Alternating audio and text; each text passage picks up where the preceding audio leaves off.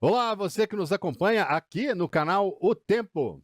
Nós separamos para você os melhores momentos de O Tempo News desta semana. Então, fique com a gente e saiba os principais fatos e análises que movimentaram a semana. É só continuar aqui. O grupo terrorista Hamas afirmou hoje que concorda em liberar todos os reféns israelenses vivos ou mortos, desde que isso aconteça sob os termos da proposta de cessar-fogo apresentada pelo presidente dos Estados Unidos, Donald Trump. Em comunicado, o grupo sinalizou disposição para entrar imediatamente em negociações para discutir todos os detalhes, ou seja, isso não significa, que de certa forma aceitaram tudo que foi apresentado. O grupo terrorista informou também que aceitaria entregar o governo da faixa de Gaza a um órgão independente formado por tecnocratas palestinos, base com consenso nacional palestino e no apoio árabe e também islâmico.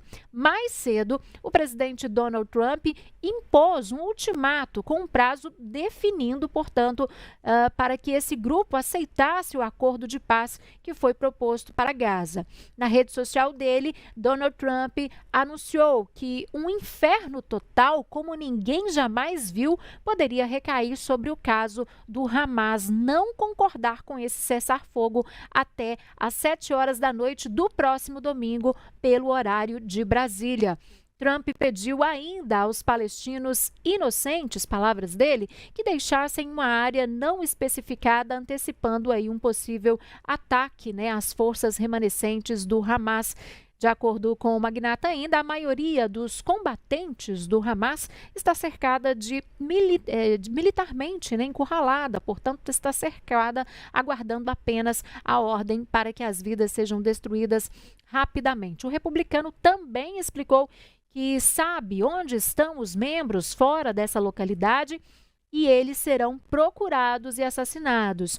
A proposta de paz de Trump, após quase 2 anos de ataques israelenses devastadores em Gaza, foi endossada, pelo primeiro-ministro israelense Benjamin Netanyahu. Mas até agora não foi, até agora mais cedo não havia sido aceita, portanto, depois um pouco no fim da tarde surgiu aí esse comunicado do Hamas. O plano inclui, entre outros pontos, nesse cessar-fogo, a liberação dos reféns, e entre outras questões também está o desarmamento do Hamas e a retirada gradual de Israel de Gaza. Essa guerra no território eclodiu em 7 de outubro de 2023 com ataques sem precedentes do Hamas ao sul de Israel, resultando na morte de 1.219 pessoas, a maioria civis. 251 pessoas foram sequestradas e 47, portanto, permaneceram em Gaza, sendo que 25 já estariam mortos, 25 pessoas já estariam mortas.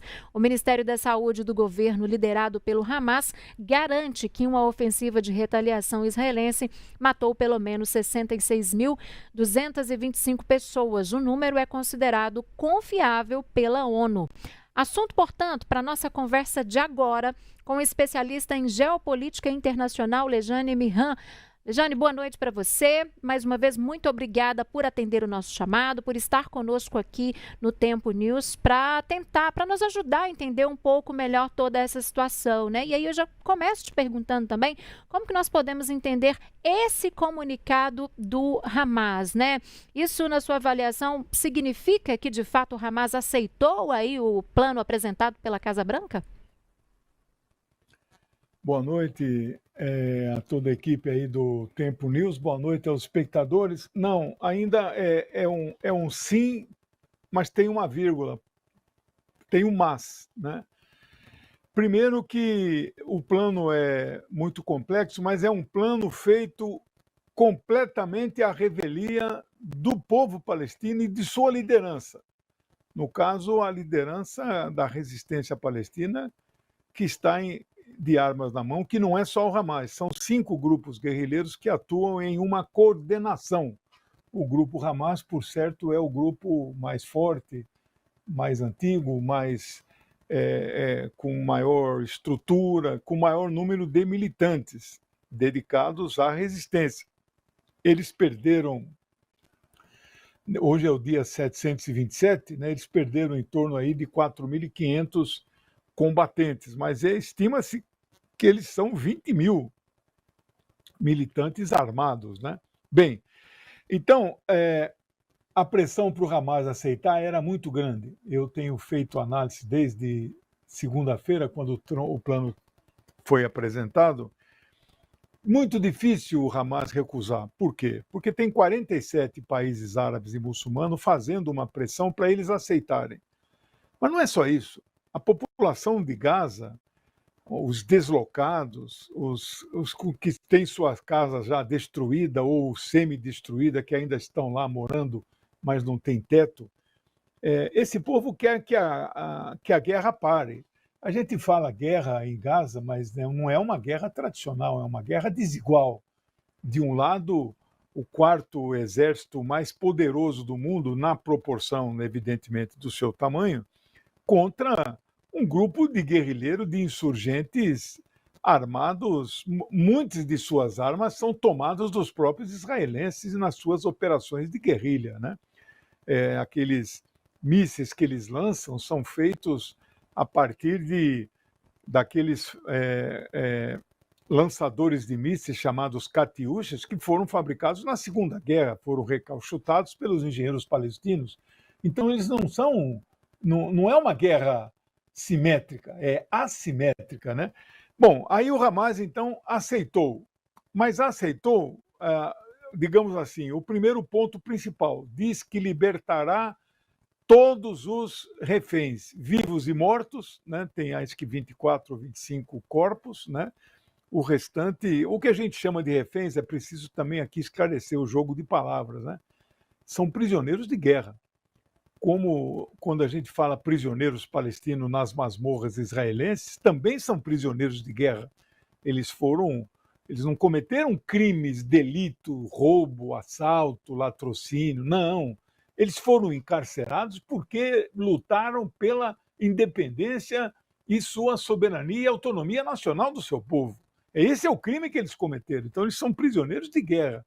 Não se sabe quantos são, 5 ou 7 mil, mas a proposta do Donald Trump, aí vai a questão principal, em troca dos 48 reféns, Israel não tem pena de morte, mas tem prisão perpétua. E pega a prisão perpétua aqueles guerrilheiros insurgentes palestinos que fizeram operações que redundaram em danos à infraestrutura israelense ou até falecimento de pessoas, né, israelenses. 300 dos prisioneiros palestinos, fala-se em 5 a 7 mil, 300 são condenados à pena de morte. A proposta liberta 250 condenados à pena de morte. Portanto, voltarão ao convívio da liderança palestina 250 guerrilheiros, líderes comprovados que fizeram operações de resistência, vamos dizer assim, espetaculares, como foi aquela do dia 7 de outubro de 23. Então, então o Hamas deu, sim, aceitamos, trocaremos os prisioneiros de guerra 48 e aceitamos esses 250, mais 7 mil presos que foram presos de 7 de outubro de 23 para cá. 1.700 palestinos presos, mais 250 condenados a perpétua. Todo o resto, o Hamas disse, nós temos que discutir melhor. Então ainda não é assim, olha, aceitamos, concordamos com tudo, não, é preciso discutir. Especialmente a desocupação de Gaza. Porque o plano do Netanyahu, ele diz assim, né? Israel se retirará de Gaza gradualmente, mas não diz como. E aí o Hamas também, nessa aceitação, ele diz retirada imediata de Israel. E o terceiro ponto, que ele também opinou, dos 20, mas todo o resto será discutido, quem administrará Gaza? O plano eu falei Netanyahu, mas porque ele também ajudou a escrever. Não pensa que o pacote chegou pronto lá na Casa Branca, o Trump chegou e jogou no colo dele. Não, Netanyahu ajudou a escrever. Né? Então, a proposta lá que aparece no plano do Trump é uma administração que ele lidera, ele, Donald Trump, mais o Tony Blair, mas que tenha alguns palestinos tecnocráticos e apolíticos, como se existisse alguém neste mundo que fosse apolítico, né? Isso é básico aí, não precisa ser cientista político para saber que não existe ninguém apolítico, né? A política está no centro de tudo, desde Aristóteles foi um dos que teorizou sobre isso pela primeira vez. Então, veja só, né? Eles colocam que os palestinos, moradores de Gaza, lideranças de Gaza, autoridade palestina e membros do próprio Hamas têm todo o direito de participar do projeto de administração do pós-guerra e da reconstrução de Gaza. Todo o resto está para ser discutido e detalhado ainda. Essa é a resposta, está em todos os jornais lá de Israel, são 4. O maior dele é o Haaretz. Você não consegue ler se você não assina, eu sou assinante. Então a manchete é muito... A manchete está na linha assim do ênfase no que o Trump diz. E a manchete é assim: Trump diz que o Hamas está pronto para a paz após a resposta de cessar fogo e pediu para Israel parar imediatamente de bombardear Gaza. Veja, isso é uma vitória dos palestinos. Isto é tudo.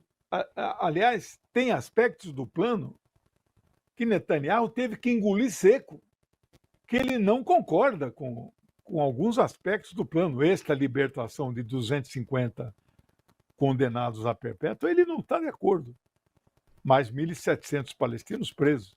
Sim. E outros pontos, mas ele teve que aceitar, porque aí quem manda mesmo são os Estados Unidos. E agora, Trump deu a ordem de parar o bombardeio de Gaza. Vamos ver se ele vai cumprir. Faz 3 semanas que eles estão tentando ocupar a maior cidade de Gaza, da faixa de Gaza. Não confundir a faixa com a cidade. A cidade de Gaza tem 1 milhão de habitantes, é o tamanho da cidade que eu moro, Campinas. Campinas tem 1.100.000.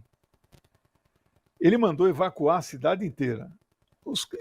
Os palestinos não saíram de lá. Alguns saíram, não tão poucos, claro, uns 400 mil. Mas tem uns 600 mil que continuam lá morando, não saem. A casa não tem teto, mas aqui é minha casa e aqui eu vou ficar. Estou dormindo ao relento, né?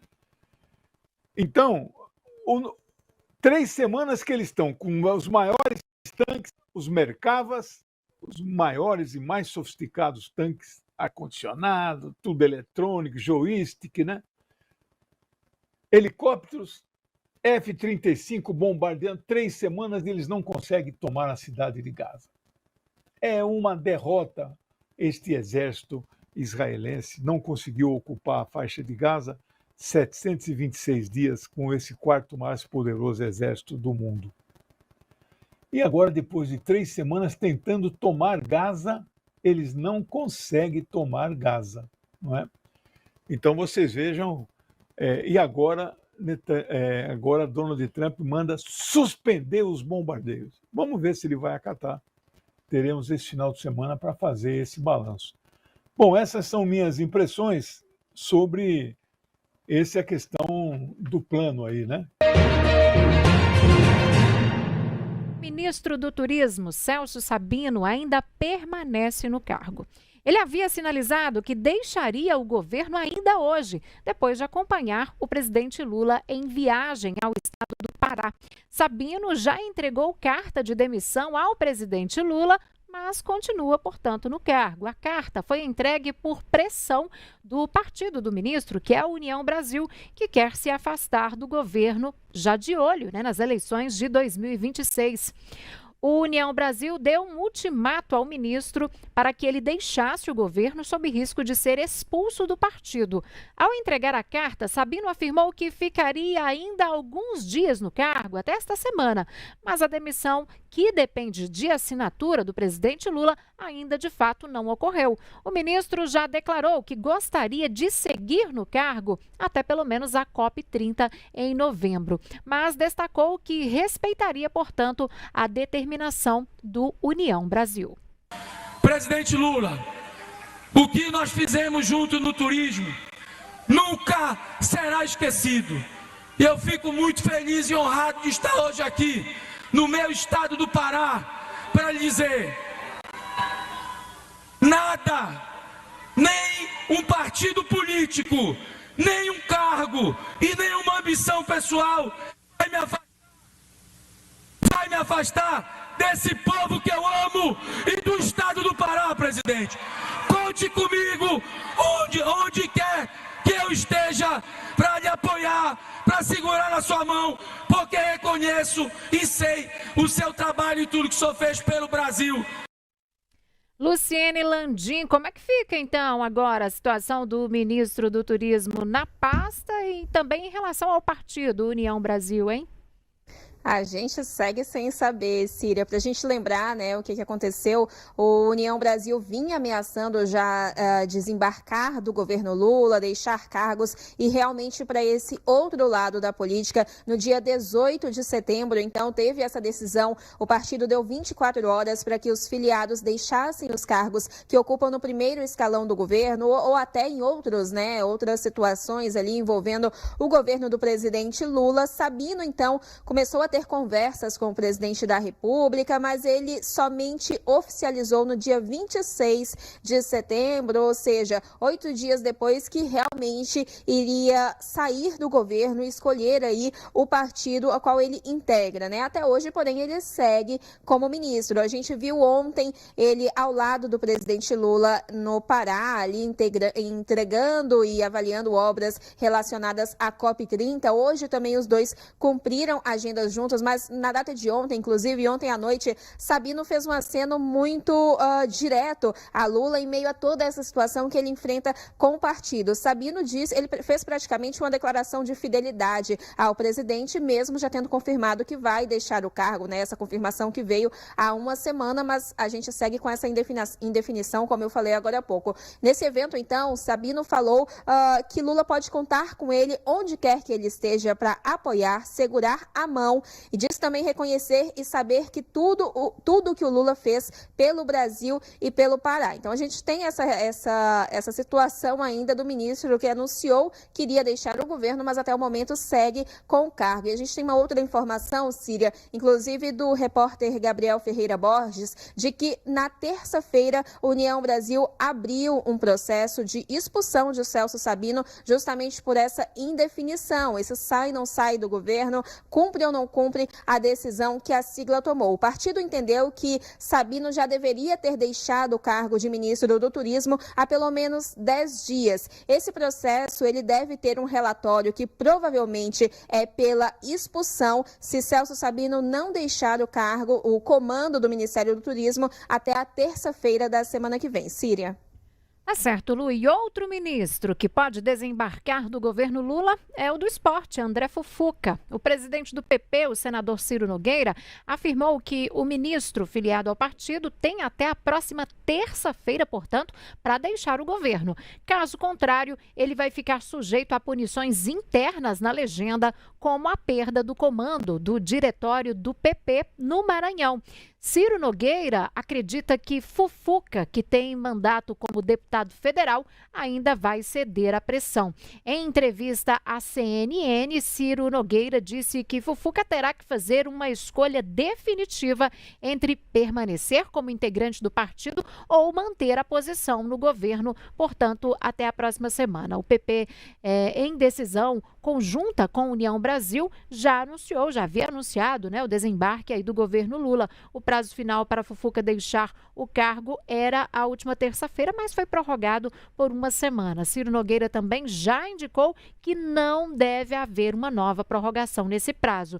E mesmo com a determinação do partido, o ministro ainda não deu indícios de se pretende sair, né, de que pretende sair aí do governo. Além disso, declarou voto também em Lula nas eleições do ano que vem.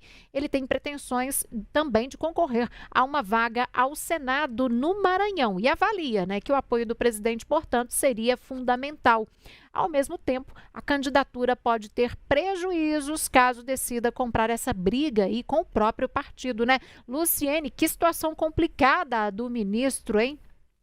Pois é, Síria, o cálculo é justamente esse, o que vale mais a pena um ano antes das eleições, né? Ou desafiar o partido e continuar no governo Lula, mas correndo o risco, claro, de sofrer uma expulsão, de sofrer alguma sanção e ter que procurar outra sigla para voltar às urnas no ano que vem, ou no caso, deixar o governo e seguir com o partido. No caso de André Fufuca, é o PP que deve caminhar mais para o lado da direita, como partido, né, partidariamente nas eleições de 2026.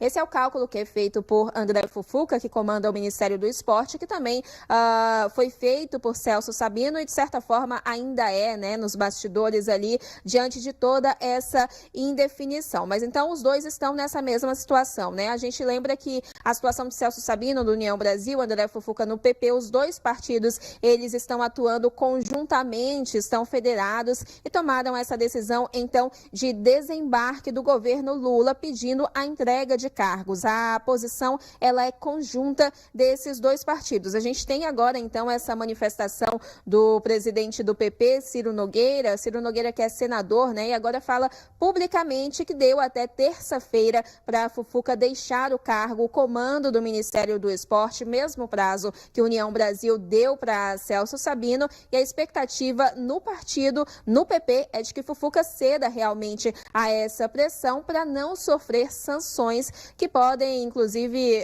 incluir essa situação que a gente falou agora, que é a expulsão do partido, né? Um processo que Celso Sabino já enfrenta no União Brasil justamente porque não tomou essa decisão de forma efetiva. Ele anunciou essa saída, mas não deixou o cargo até agora. E aí a situação é justamente essa. Enquanto Celso Sabino tem a questão da COP30 ali no Pará, né? Que o ministro quer usar esse evento como vitrine eleitoral para ele no ano que vem. André Fufuca também tem essas questões.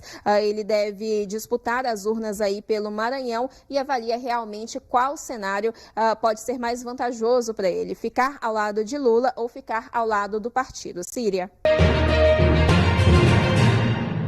E um morador de Curitiba, no Paraná, de 60 anos, é o primeiro caso suspeito de intoxicação por metanol no estado do sul do país. O governo notificou, portanto, o Ministério da Saúde sobre a suspeita. As informações são do jornal O Globo. O paciente ele deu entrada no hospital após ser atropelado e, portanto, ele informou após esse incidente que consumiu bebidas destiladas. E durante a internação, ele teria apresentado sintomas compatíveis com a intoxicação. De acordo com o governo do estado, o homem está em estado grave e inconsciente. Exames laboratoriais ainda vão confirmar também ou descartar, portanto, essa suspeita. Já a Polícia Civil de Mato Grosso do Sul investiga a morte de um jovem de 21 anos ontem, em Campo Grande, após ingerir cachaça e uísque. As autoridades investigam se havia adulteração na bebida alcoólica. Conforme o boletim de ocorrência, ele deu entrada na unidade de pronto atendimento com sintomas tipo náuseas, vômito e dores no estômago. Após receber os primeiros atendimentos, o homem teve convulsão e parada cardiorrespiratória e, portanto, não resistiu. E o Brasil, gente, já registrou até agora 113 casos suspeitos relacionados à intoxicação por metanol. Esses números atualizados, portanto, até a tarde de hoje, né? Até a tarde dessa sexta-feira. Segundo informou o próprio ministro da Saúde, portanto, Alexandre Padilha. O número de mortes suspeitas também subiu para 12, de acordo com Padilha. E aí, a gente trouxe esses dados agora há pouco, né? São Paulo, Pernambuco também, Bahia, Mato Grosso e Paraná, Mato Grosso do Sul e Paraná. Além do Distrito Federal, são os estados onde foram registrados os casos suspeitos. A intoxicação por metanol a partir do consumo de bebidas alcoólicas batizadas como gin, vodka e uísque já provocou, portanto, casos de internação, casos graves, né, perda de visão e até mortes no estado de São Paulo nas últimas semanas. A Câmara dos Deputados aprovou hoje a urgência para um projeto de lei que aumenta as penas para o crime de falsificação de bebidas. A proposta ganha destaque após os recentes episódios de bebidas adulteradas com metanol, álcool de uso industrial e também altamente tóxico quando ingerido. Quem tem mais informações para a gente sobre este assunto, direto de Brasília, é o repórter Gabriel Ferreira Borges. Gabriel, boa noite para você. Boa noite, Síria. A inclusão da urgência dessa proposta na pauta da Câmara nesta quinta-feira foi uma resposta do presidente Hugo Mota, do Republicanos da Paraíba, às críticas da opinião pública. A PEC da blindagem, que foi derrubada pelo Senado logo na Comissão de Constituição e Justiça na última semana, expôs tanto Mota quanto o restante dos deputados federais. O anúncio da inclusão da urgência na pauta foi feito no mesmo dia em que o requerimento pedindo a tramitação séria da proposta foi apresentado na casa. O requerimento é encabeçado pelo líder do Republicanos, Gilberto Abramo, de Minas Gerais, e também por outros 5 líderes partidários da casa. Como é do mesmo partido de Mota, Abramo tem assinado pedidos de urgência de propostas que são de interesse do presidente da Câmara. Um exemplo foi a isenção do imposto de renda para quem ganha até R$5 mil lá atrás, no último mês de agosto, quando a urgência foi votada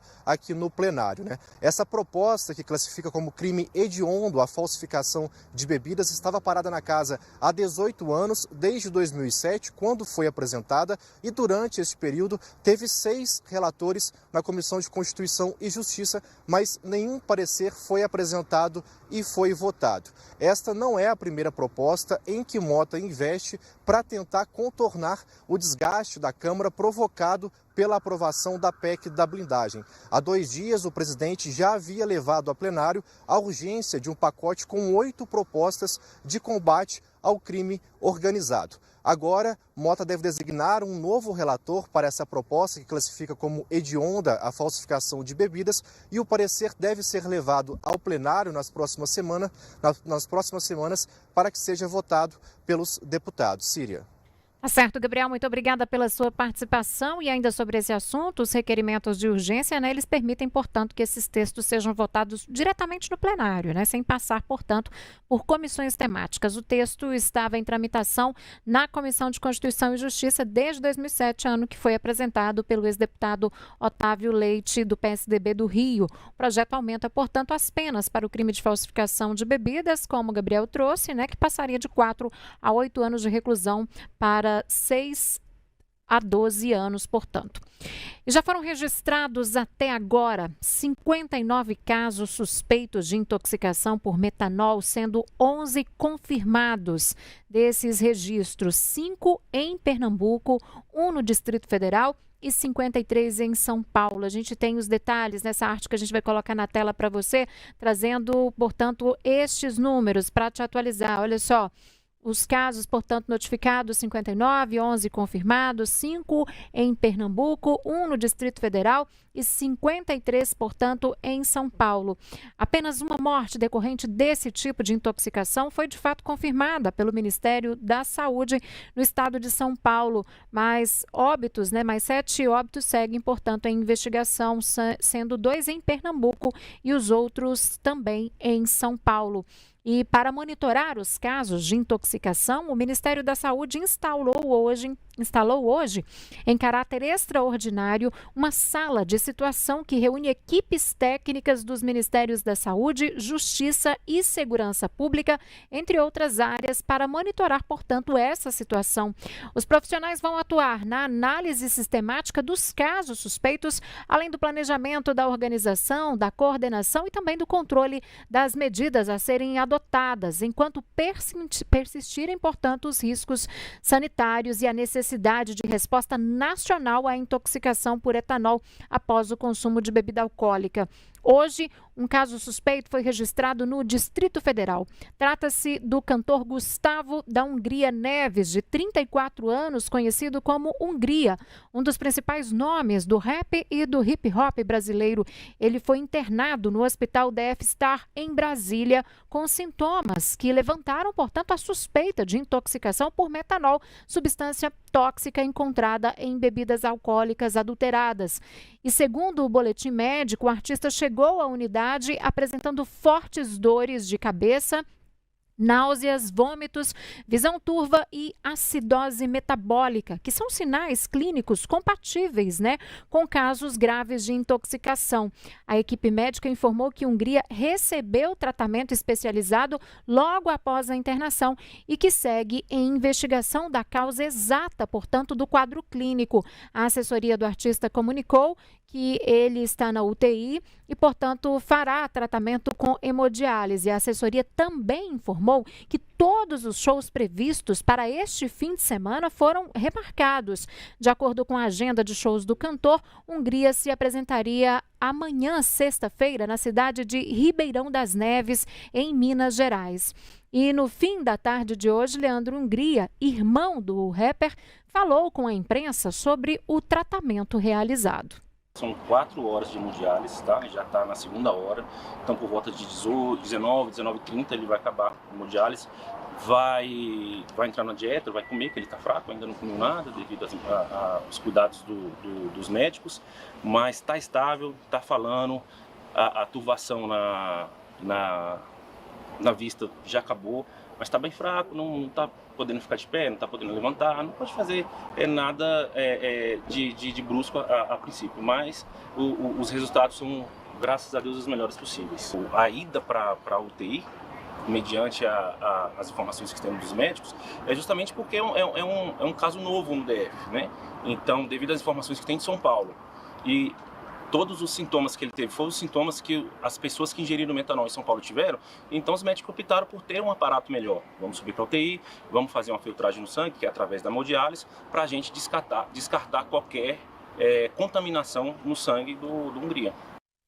Bom, e agora nós vamos conversar com o presidente executivo da Abrazel, que é a Associação Brasileira de Bares e Restaurantes, o Paulo Solmuti, para entender um pouco mais sobre toda essa situação, como que tem afetado essa cadeia, Paulo, boa noite para você, seja muito bem-vindo aqui ao Tempo News. Eu já começo perguntando para você qual que é a recomendação que a associação tem feito, tem repassado neste momento aos bares e restaurantes em relação a essa questão da bebida, hein?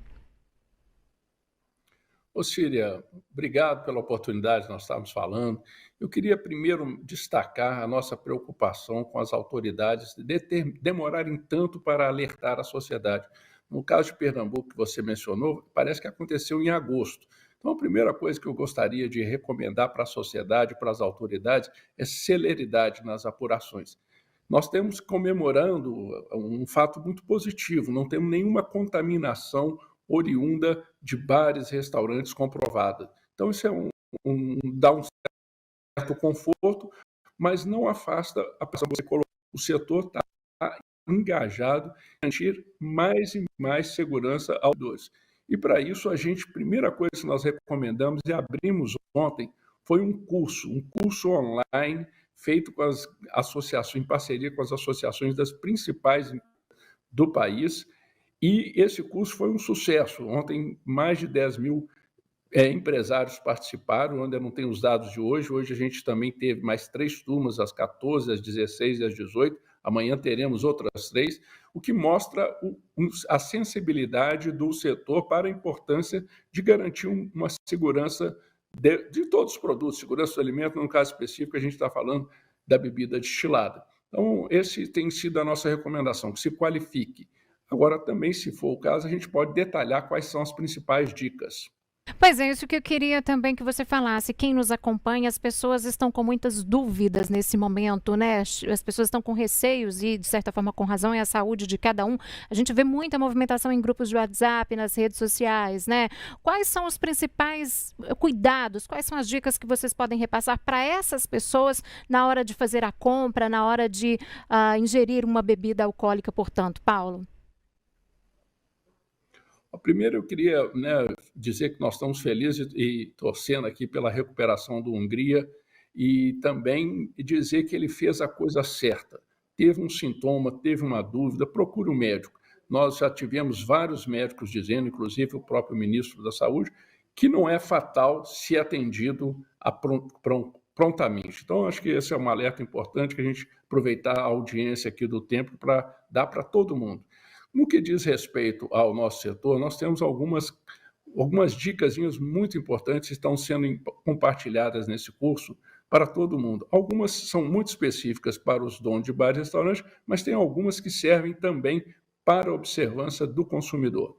A primeira delas é: vamos procurar fornecedores de reputação, ou grandes indústrias, ou distribuidores que a gente tenha história e conhecimento. A segunda coisa, não comprar sem nota fiscal. A nota fiscal não garante que o produto não seja falsificado, mas ela provavelmente é um indicador muito forte, porque quem faz a bandidagem de falsificar uma bebida, um produto qualquer, está visando só lucro. E pagar imposto não é o que o bandido quer. Então, é um bom indicador. E aí a gente vai para um outro ponto, né? Também ligado aos bares e restaurantes, mas também serve ao consumidor comum. Um produto que você encontra, por exemplo, no supermercado ou numa loja de boa reputação por um preço supostamente, vamos supor, de R$100. E você oferece em você esse produto com 40%, 50% de desconto, algo tem que estar errado. A gente precisa desconfiar. E essa é uma das recomendações que nós estamos dando aos proprietários de bar e restaurante. Não acreditem em descontos desse tamanho, porque eles não existem. Eles são indicativos de um problema. E ao consumidor também, não comprem produtos com descontos que você não sabe que não são comuns para aquele tipo de produto. E agora nós vamos para outros 2 pontos muito importantes. Primeiro, o produto legal, ele tem um rótulo muito mais elaborado do que os falsificados, porque as grandes empresas elas fazem um rótulo com qualidade, muitas vezes com relevo, e quem falsifica não tem esse cuidado e nem gráficas para fazer isso. Então, a primeira coisa, bata o olho no rótulo. A segundo ponto, toda garrafa de bebida tem um papelzinho em cima, que é o selo da Receita Federal. Esse selo da Receita Federal, ele é produzido pela Casa da Moeda. A Casa da Moeda produz a nota de dinheiro que a gente usa. Portanto, é um produto de qualidade dificílimo de falsificar, muito caro. O falsificador normalmente faz cópia xerox, impressão em gráfica rápida. Então, se você der uma olhada e comparar, se você vê um selo que não está com uma boa aparência, desconfie daquele produto. E aí tem mais 2 pontos importantes que estão mais ligados ao tato, aos sentidos. Primeiro, vamos falar do visual. Uma bebida destilada feita numa empresa de qualidade, ela é filtrada, portanto, a cor é homogênea, em cima, no meio e embaixo. Se você, uma vodka, um uísque ou um gin, feito com qualidade, ele é assim. Se você encontrar um produto que ele tenha diferenças de cor, um pouquinho mais escuro embaixo, um pouquinho mais claro, desconfie. Afaste-se desse produto, porque certamente ele não é um produto idôneo. E tem o uso de dica. A gente está acostumado a tomar as bebidas, elas têm um cheiro próprio, e quando essas pessoas falsificam, elas falsificam com produtos muito agressivos, e eles têm um outro cheiro. Então, se a bebida não tiver com aquele cheirinho que você conhece, também desconfie e afaste desse produto. E, por fim, o que a gente tem recomendado muito aos empresários, transparência, diálogo com o consumidor. O consumidor deve observar e poder enxergar a prateleira com as bebidas, para ele poder olhar o rótulo, o lacre, a cor da bebida. Ele deve, se quiser, até mesmo questionar o dono do bar se há uma nota fiscal, se ele tem realmente confiança no fornecedor. E acho que a boa notícia, voltando a ela, é que, felizmente, passados mais de 30 dias, né, porque nós temos, inclusive, um caso em Pernambuco de 29 de agosto, o falecimento no São Paulo foi no início de setembro. Passado esse período todo, nós não tivemos nenhum caso regional associado a bares e restaurantes no Brasil. O que a qualidade da segurança do nosso setor, e a gente espera que isso seja o que vai se materializar daqui para frente, trazendo tranquilidade para quem nos frequenta. Olá, Paulo, boa noite. Eu queria insistir um pouco mais nessa questão que você acabou de explicar, né, que recomendando para que bares, distribuidoras comprem de fornecedores confiáveis, para que os consumidores também prestem atenção ali nos rótulos, na cor da bebida, para que tenham uma certa segurança, né, mas essa situação toda, claro, causa insegurança aos consumidores. A gente aborda aqui também, por exemplo, a comercialização de drinks, de produtos que são disponíveis em cardápios e que muitas vezes os consumidores não veem o rótulo do produto, né? Não veem o lacre ali. Como que o setor vai enfrentar essa situação agora, além de todos esses fatores que você acabou de citar, mas como que o setor vai enfrentar essa situação agora de dar segurança aos consumidores de que esses produtos comercializados ali, especialmente nos cardápios, né? Eu citei drinks aqui, que são produtos que já chegam à mesa dos consumidores prontos. Como que isso vai ser enfrentado no sentido de não perder essa confiança de quem compra esses produtos, para minimizar ali os efeitos ao setor, principalmente a quem compra bebida que tem garantia, que é original, né? Não tem nenhum tipo de adulteração. Síria, esse é um grande desafio e você tem razão em trazê-lo à discussão. Primeiro, eu queria levar uma reflexão da sociedade em torno da atuação do poder público. Nós aqui já apresentamos o nosso desconforto com a demora da autoridade de avisar que um problema desse que aconteceu há um mês atrás. Você imagina se de fato a gente tivesse com um problema grave, com bebidas contaminadas espalhadas pelo país inteiro. Quantas pessoas teriam morrido, especialmente em São Paulo, se isso fosse de fato confirmado? Felizmente, nós não estamos com um problema endêmico, nós estamos com um conjunto importante de casos sendo investigado, um número em torno de 60. É grave, merece a atenção da sociedade, sim, mas em termos do que se alardeou no início, é algo bem melhor que se imaginava. Então, esse é um ponto. O outro ponto é que existem 1.400.000 bares e restaurantes oficiais com CNPJ ativo, fora os que eventualmente trabalham sem CNPJ. É impossível ao poder público fiscalizar tantos estabelecimentos espalhados por todos os rincões do nosso país, mas fiscalizar fábricas e distribuidoras, são pouquíssimas fábricas, são umas centenas de distribuidores, é muito mais fácil e é obrigação do Estado. O consumidor, o dono de bar e restaurante, não deveria ter, nem sequer receber a oferta desse produto, porque, por exemplo, se vem lá em São Paulo, da noite para o dia, em um dia, descobriram uma fábrica clandestina.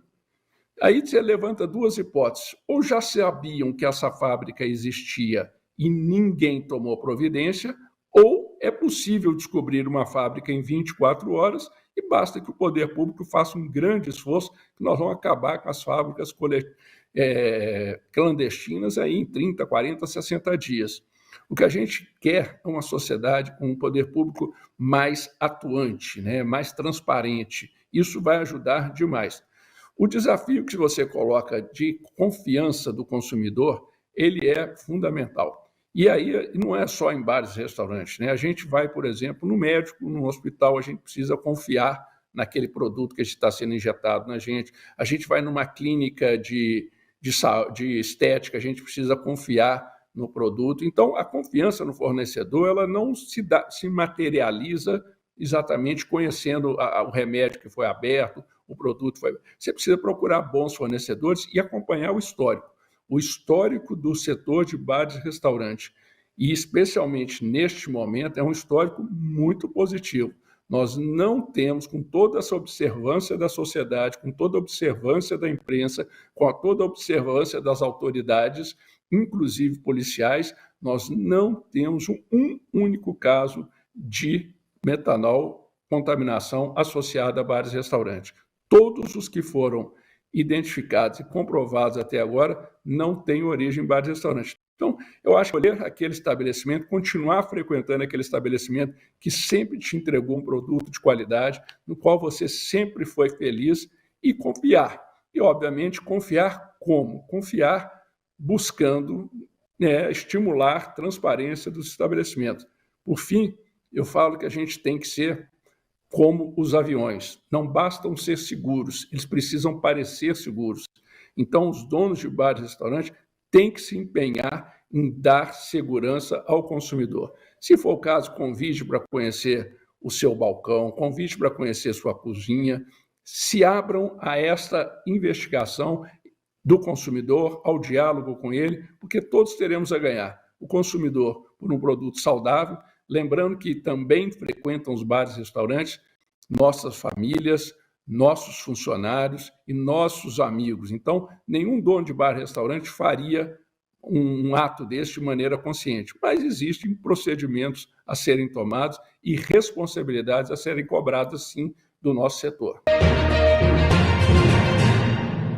O governo aposta em uma tramitação acelerada no Senado para o projeto que amplia a isenção do imposto de renda a quem ganha até R$5.000. Uma promessa de campanha do presidente Lula.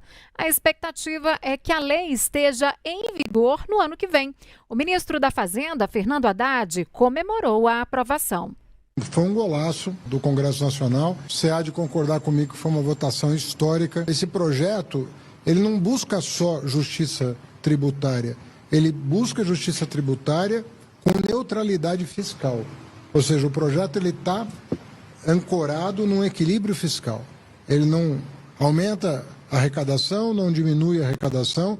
O que ele busca é, com equilíbrio fiscal, justiça tributária. Então nós estamos dando um passo de modernidade, de atenção a vários problemas econômicos simultaneamente, buscando equilibrar as contas, buscando mais justiça, buscando não penalizar as pessoas que dependem do Estado, convidando quem nunca contribuiu, passar a contribuir com a sua justa parte. Enfim, eu penso que é um dia importante, nós ficamos muito felizes, celebramos muito, e o placar me deu muita esperança de que nós temos muito o que construir juntos. O presidente Lula também projeta a celeridade da tramitação no Senado. Ele disse o seguinte, olha só o que falou o presidente Lula, temos uma arte sobre isso. Tenho certeza, de que a proposta também contará com apoio amplo do Senado. E aí eu peguei uma parte ali, mas olha como ele começa falando, como ele escreve aí, uma vitória em favor da justiça tributária e do combate à desigualdade no Brasil em benefício de 15 milhões de trabalhadores e trabalhadoras brasileiros. A Câmara dos Deputados deu hoje um passo histórico na construção de um Brasil mais justo ao aprovar projeto encaminhado pelo nosso governo de zerar o imposto de renda a quem ganha até R$5.000 por mês e reduzir cobrança de quem recebe até R$7.350 a partir de uma contribuição mínima dos muito ricos. Essa é uma vitória compartilhada pelo governo do Brasil, como deputados e deputadas e pelos movimentos sociais. Agradeço ao presidente Hugo Motta, ao relator o Arthur Lira e a cada um dos líderes que conduziram o processo de aprovação do projeto. Ele finaliza ali esse post dizendo, tenho certeza que a proposta também contará com amplo apoio no Senado, portanto, postou o presidente Lula nas redes sociais. A ministra Gleisi Hoffmann, responsável pela articulação política, disse acreditar em aprovação rápida. A ministra exaltou a importância do apoio popular e o diálogo com a Câmara. Acho que o resultado foi muito bom e muito positivo. Faz jus ao dia histórico que nós estamos vivendo. Pela primeira vez no Brasil, a gente tem um projeto que não só isenta de imposto trabalhadores, o povo mais pobre do país, mas também cobra mais dos mais ricos. Isso é muito importante. É a justiça tributária sendo feita e isso com certeza dá perspectiva de que a gente avance nesse sentido. O Brasil é um país muito desigual, com muita diferença de renda, com muita concentração de renda. Então aprovar um projeto como esse, com certeza é uma vitória do povo brasileiro. E eu não tenho dúvidas que foi exatamente, né, a força do povo, o apoio que esse projeto teve, que fez com que nós tivéssemos hoje no painel essa unanimidade. E a persistência do presidente Lula, que desde o início do seu mandato, desse terceiro mandato, falou desse compromisso de fazer a isenção do imposto para quem ganha até R$5.000, reduzir para quem ganha até R$7.300 e cobrar dos mais ricos o imposto. Ministro, o que a senhora acha que mudou de clima? Porque até há 2 semanas os parlamentares diziam, acho que não vai entregar isso para o governo, isso é bom demais para o governo e tal. O que a senhora acha que mudou? A senhora acha que a manifestação, por exemplo, contra a PEC da blindagem, fez eles ficarem assustados também? Não, eu acho que o apoio popular a esse projeto, qualquer pesquisa que a gente faça, o apoio popular é muito grande a esse projeto de isenção do imposto de renda e muito interessante, apoio maior ainda é a taxação dos mais ricos, pela desigualdade que é esse país. Então a taxação dos mais ricos significa uma justiça que o povo vê. Então eu acho que essa pressão popular, o apoio ao projeto colaborou muito. E claro, o diálogo aqui na casa, as conversas com os líderes, o entendimento que teve o relator, que desde o início, quando apresentou o projeto, o deputado Arthur Lira, apresentou o relatório, apresentou um bom relatório, as conversas que tivemos, a determinação do presidente Hugo Mota, eu acho que foi um conjunto de coisas positivas. E a gente tem que comemorar muito, porque de fato é uma vitória muito grande, é um dia histórico. O projeto foi aprovado por unanimidade na Câmara. Foram 493 votos favoráveis no plenário, com todos os partidos, inclusive da oposição, orientando aí as bancadas, pela aprovação. O relator do texto, o deputado Arthur Lira, do PP de Alagoas, destacou como que foram essas negociações. Tem muitas reuniões e conversas que elas acontecem no plenário mesmo, no calor das negociações. O líder Sócios, o líder Altineu, os deputados do PL, ninguém, falei 200 vezes no curso da votação, não tem um parlamentar contra a isenção dos 5.000 e dos 7.350. Então você já tinha metade do texto com unanimidade. A gente tinha que negociar a parte da compensação. E na compensação todo mundo viu que foi o possível. O texto da comissão ele foi minimamente mexido. E ele foi mexido com previsibilidade, conversado com o presidente da casa, com todos os líderes, destacando cada ponto que foi atendido com a sua razão, tudo transparente.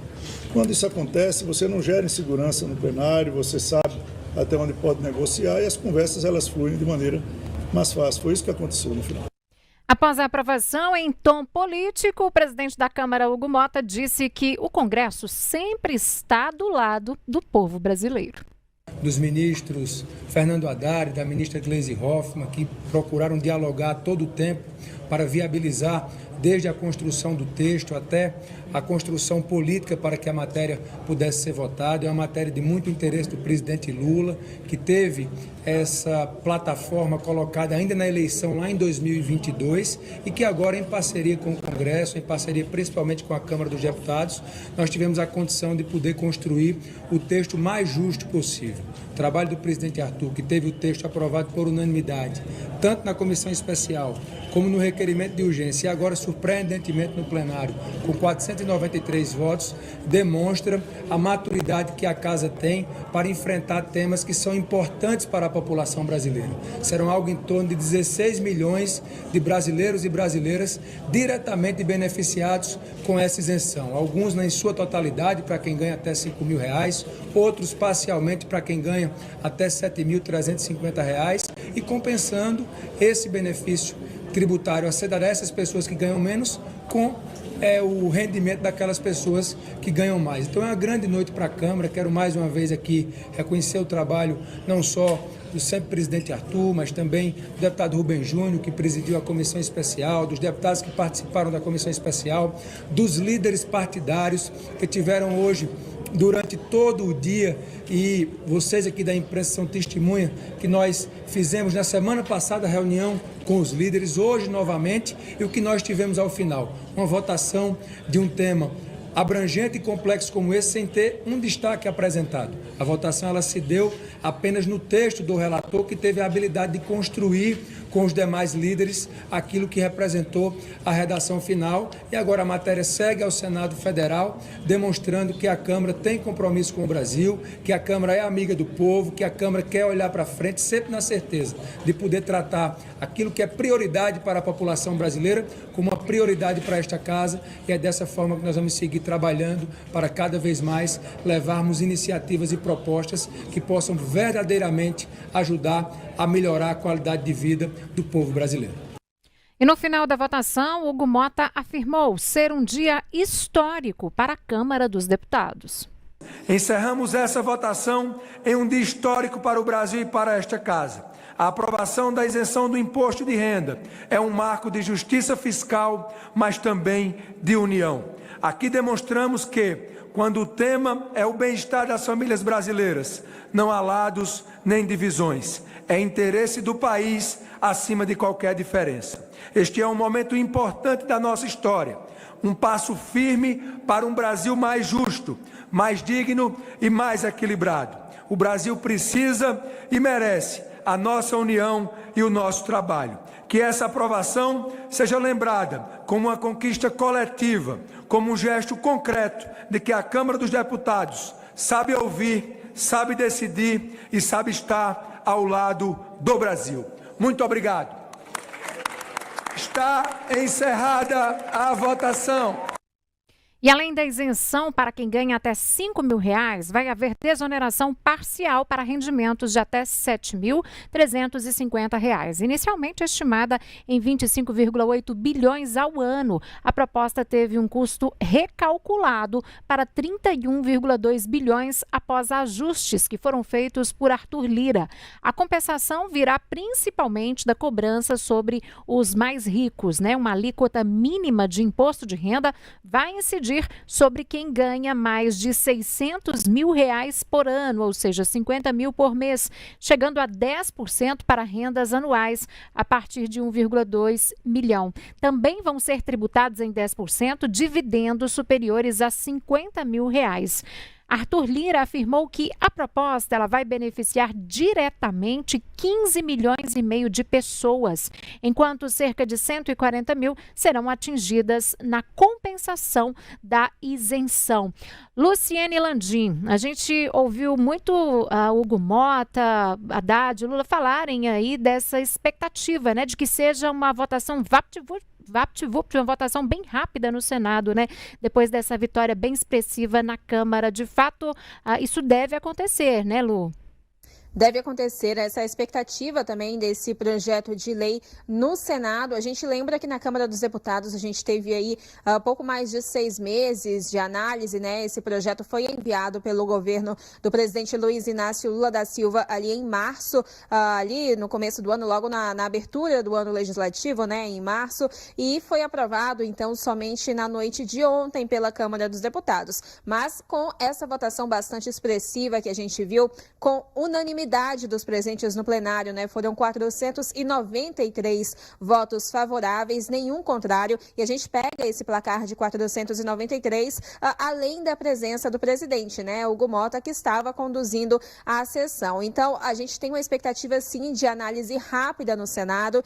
Esse é um compromisso que já teria sido feito, inclusive, pelo presidente da Casa, Davi Alcolumbre, inclusive também em almoço com o presidente Lula e com o presidente da Câmara, Hugo Mota, antes da votação na Câmara, e essa expectativa deve sim se concretizar nos próximos dias. E a gente tem também, Síria, o fato de que essa pauta é uma pauta que é muito difícil, apesar de ter sido apresentada pelo governo Lula, é uma pauta muito difícil da oposição, por exemplo, ir contra no campo ideológico, no campo político ideológico, né? Justamente porque ela mexe com o aumento da renda da população. E essa dificuldade é tanta que a gente viu esse cenário sendo refletido na votação de ontem na Câmara dos Deputados, com unanimidade nos presentes no plenário, entre os deputados que estavam ali nessa sessão, né, com quase 500 votos, um placar bastante difícil de se conseguir em uma votação na Câmara dos Deputados, e que foi justamente com essa pauta, que foi uma promessa de campanha do presidente Lula,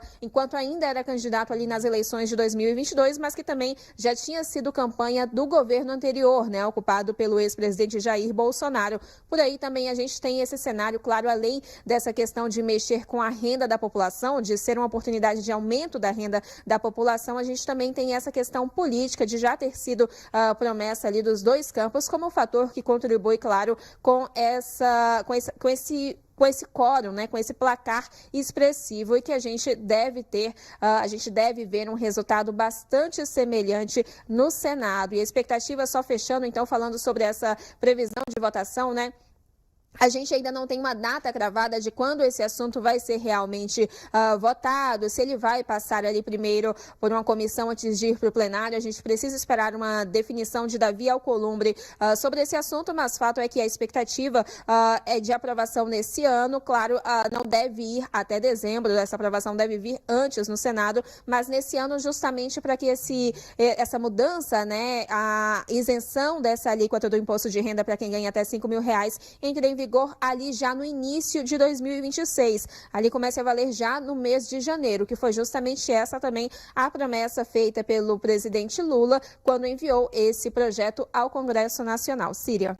Agora, Lu, como é que fica a situação daquele projeto semelhante que foi aprovado também por unanimidade na semana passada pela Comissão de Assuntos Econômicos do Senado, hein? Olha, Síria, esse projeto ele está na Câmara dos Deputados, né? Ele foi aprovado ali em fase terminativa pelo colegiado, iria para o plenário do Senado somente se tivesse algum recurso.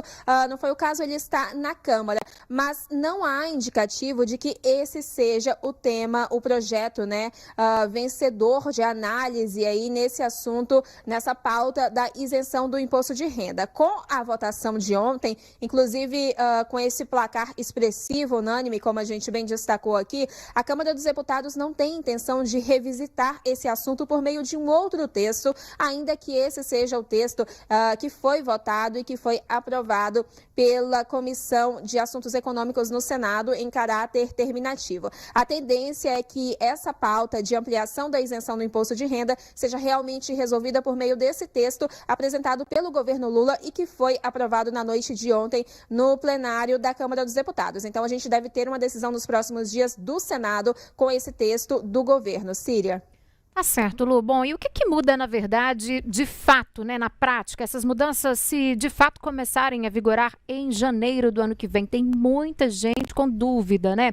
Quem vai nos ajudar a entender melhor sobre esse assunto é o economista Davi Leles. Davi, seja muito bem-vindo aqui ao Tempo News. Uma ótima noite para você. Eu já começo te perguntando o seguinte, então, de fato, né, isso está bem claro, quem ganha até R$5.000 fica totalmente isento de contribuição. Agora, como que fica a situação de quem ganha R$7.350, de 5 até R$7.350, né? Como que essa faixa, quem ganha nessa faixa aí, pode fazer o cálculo desse desconto, hein? Boa noite para você. Boa noite a todos. Então, vai haver, e a proposta diz que vai haver uma faixa de tributação intermediária entre quem ganha até 5 e até quem ganha 7.350. Quem está abaixo da faixa de 5.000 está totalmente isento, não paga imposto de renda. Quem ganha entre 5.000 e 7.350 entra nessa tributação progressiva. Então vai ter uma faixa progressiva até chegar no 7.350. Quem ganhar 5.500, 5.200 e estiver mais perto da faixa isenta, vai ter uma tributação menor, progressiva, e essa tributação total vai se aproximar da isenção. Quem tiver numa faixa mais alta, de 6.500, 6.800, 7.000, vai estar mais perto do teto dessa faixa de tributação progressiva e vai ser calculado o valor excedente dos 5.000 até os 7.350. Vai ser um cálculo mais perto da faixa teto. Quem ganhar acima desse valor, aí sim, já está nas faixas tributáveis convencionais e tem que pagar de acordo com a tabela progressiva de imposto de renda. Olá, boa noite. Eu queria perguntar para o senhor, na prática, a gente tem falado de que essa medida proporciona, no caso, um aumento da renda, né, para essa parcela da população que vai ser beneficiada, que vai ou deixar de pagar ou pagar menos imposto de renda quando esse texto entrar em vigor, se o Senado Federal aprovar, como é a expectativa. Mas como que isso vai refletir realmente na vida da população, né, na vida de quem vai ser beneficiado? É realmente um aumento da renda que essas pessoas vão ter ali ao longo do mês? Bom, todos os governos de esquerda e de direita, na minha opinião, no Brasil, eles erram a mesma coisa. Me desculpe falar, mas eles erram na mesma forma de incentivar o comércio, a população, a produção e a indústria, seja de esquerda ou seja de direita. Esses governos, eles têm a tendência, desde a Revolução Militar, desde o golpe militar, de incentivar consumo, de incentivar a demanda. O que num primeiro momento é bom. Se você começa a comprar mais arroz, mais feijão, uma cesta básica a mais, o gás a mais que você não estava com capacidade de comprar, isso é bom porque incentiva sim o consumo, porque sobra mais renda para o brasileiro poder gastar. Mas isso é uma medida paliativa, não é um remédio que vai curar a doença. Quando você só incentiva a demanda, só incentiva o consumo, por meio de uma isenção a mais, de um programa social a mais, você deixa aquelas pessoas dependentes dessa isenção ou dependentes desse programa social a mais. O grande ponto de crítica a esse projeto é que isso não corrige o porquê dessa população estar ganhando menos de 5 mil. Isso não corrige o porquê das pessoas estarem apertadas, sem grana para comprar a comida do final do mês. Quando um governo ele quer realmente resolver o problema estrutural de uma economia, ele sim deve incentivar a demanda, mas ele também deve incentivar a oferta, a produção, deve incentivar as indústrias, o comércio, o varejo, os empresários que produzem. E o grande ponto de crítica está aí. Ele incentiva, sim, o consumo e a demanda, e que bom que existe essa justiça social, porque quem ganha menos de 5 mil reais por mês sabe quão é difícil fechar as contas no final do mês, pagar as contas do colégio das crianças, às vezes o material escolar, a comida do dia a dia, sabe o tanto que é difícil fazer essa engenharia financeira para chegar no final do mês. Mas, da mesma forma que ele traz uma justiça social para quem ganha menos de 5 mil e incentiva, assim, o consumo, aumenta a renda que sobra dessa população, causa uma injustiça social com quem paga a conta no final do mês também, que são as pessoas que empregam as outras, né? Porque ele vai tentar endereçar, o governo vai tentar endereçar a compensação para aquelas pessoas que têm salários acima de 50 mil ou na tributação de dividendos, e isso a gente já viu que acontece, causa uma fuga de milionários, causa um fechamento em massa de empresas, e o grande desafio é equilibrar esses dois lados da moeda. Agora, Davi, na sua avaliação, qual é o ponto mais importante ou qual é a principal mudança proposta aí no imposto de renda a partir do ano que vem, né? Assim a gente espera.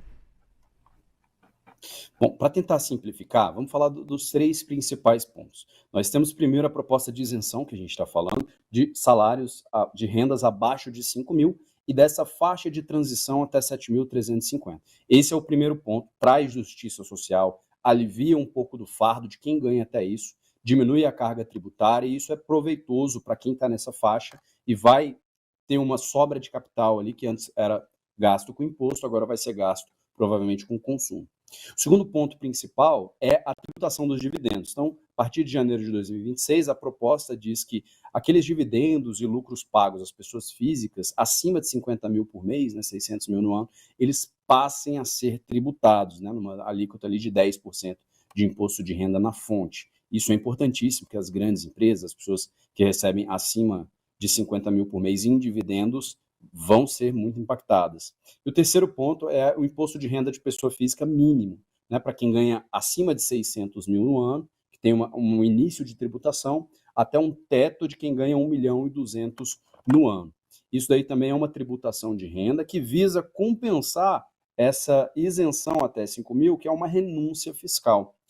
O grande desafio do governo hoje é uma dívida de 80% do PIB, a Haddad tem um problemão nas mãos para resolver, que é uma dívida muito alta, que representa uma boa parte da nossa produção, com juros muito altos, 15% ao ano, é um juro de dívida muito alto. Então, só o serviço dessa dívida, só os juros dessa dívida já são muito altos. Então, esse problema tem que ser endereçado e o controle fiscal está intrínseco a isso, ele caminha junto a isso. Na minha opinião, essa medida ela tem um efeito imediato, mais político e eleitoral do que simplesmente um efeito financeiro. Porque se a gente não conseguir compensar com a tributação dos mais ricos essa isenção fiscal dos mais pobres, a gente vai ter um descontrole nas contas. E se nós virmos um aumento tributário, que é o que provavelmente vai acontecer com a tributação dos mais ricos, nós vamos ter o pior dos dois mundos. Uma tributação de Noruega e uma saúde, uma educação, uma infraestrutura de países da África. E é aí que causa o descasamento dessas competências entre os mais ricos e os mais pobres, que na verdade está todo mundo no mesmo país e o interesse de todo mundo é que o Brasil cresça. Agora, um outro ponto que não ficou expresso nesse texto que foi aprovado pela Câmara dos Deputados é uma determinação para que essa faixa de isenção ela seja atualizada automaticamente ali por algum fator, né, como pela inflação, por exemplo. Isso ficou para uma discussão em um segundo momento, deve ser feita ali pelo governo, de acordo com esse texto que passou pela Câmara e que ainda vai ser analisado pelo Senado. De que forma isso seria importante, qual que seria a relevância de já deixar esse assunto exposto ali nesse texto que vai sair do Congresso Nacional, ou realmente não tem muita diferença em deixar para o segundo momento? Isso é importantíssimo, porque no Brasil a gente tem a cultura do se vê depois.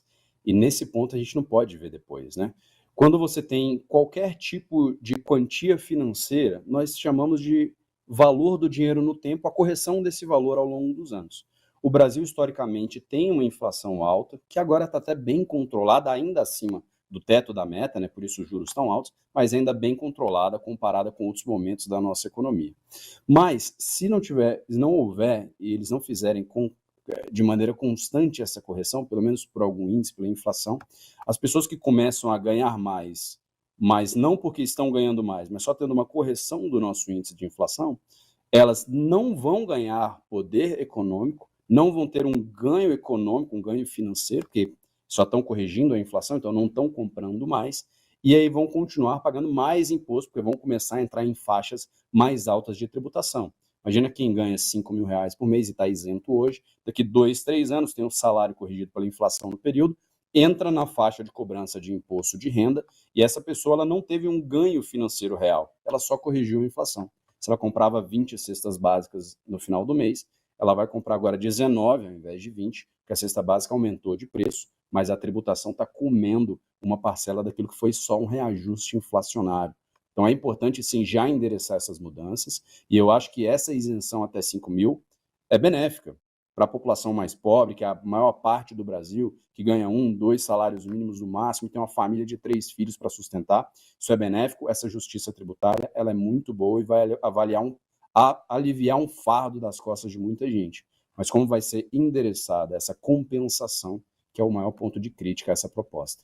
E muito tem se falado na taxação dos super ricos, né? A gente falou de como que fica a situação de quem ganha até 5 mil, quem ganha de 5 até R$7.350. Como que vai ser essa questão para quem ganha acima de R$50 mil? Bom, existem 2 tipos de taxação que vão incidir, como eu comentei, sobre os super ricos, chamados lá o 1% ou 0,1% da população. O primeiro, que vai ser mais impactante, que é essa faixa de R$50 mil. Quem ganha R$50 mil ou 600 mil no ano vai começar a ter uma tributação extra, um imposto de renda mínimo retido na fonte. E esse imposto ele vai subindo até chegar a uma alíquota de 10% em cima de quem ganha R$100 mil por mês. Então também é uma escadinha nessa faixa, assim como acontece dos 5 mil aos 7.350, vai acontecer também dos 50 mil por mês até os 100 mil por mês, uma escadinha até chegar a um teto de 10% de tributação extra. Inclusive os 2 projetos que tramitam hoje, eles propõem coisas parecidas, mas ainda diferentes, de como que vai ser deduzido o imposto de renda retido na fonte, se vai ser descontado ou não as tributações isentas, os dividendos, juros sobre capital próprio, se esse imposto vai ser cobrado em cima de tudo, ou um deles diz para cobrar em cima de tudo e o outro diz para a gente reduzir primeiro os isentos, depois cobrar no que sobra. Isso aí também vai impactar qual vai ser a carga tributária em cima do que vai ser pago. Esse imposto dos super ricos, eu acho ele saudável, eu acho ele benéfico, se ele for bem feito, e as grandes economias mundiais já praticam isso. Quem ganha mais dinheiro, pagar mais imposto, parece algo natural, parece algo correto. O problema é que hoje no Brasil a carga tributária já é muito alta. Então, quem já é muito rico já paga muito imposto de variadas formas, né? O patrão, ele paga o imposto na hora de pagar o funcionário na hora de ir no mercado, ele paga imposto em cima daquilo. Quando alguém vai mandar dinheiro para fora, paga o IOF, paga imposto em cima de tudo. Então, essa carga tributária muito alta, na minha opinião, é o maior problema a ser endereçado hoje no Brasil. No Fórum Econômico Mundial, o Brasil está entre as últimas posições no peso do Estado sobre a produção. Ocupa ali quase a última posição sobre quão engessado e pesado é o Estado sobre quem produz. Então, primeiro, a carga tributária é muito alta. Segundo, a complexidade com que é lidado e com que é endereçado esses impostos. São vários impostos em cima de vários itens diferentes, com alíquotas diferentes. E isso, por um lado, vai ser melhor resolvido com a nova tributação, com os novos impostos, mas não vai aliviar a carga tributária muito alta.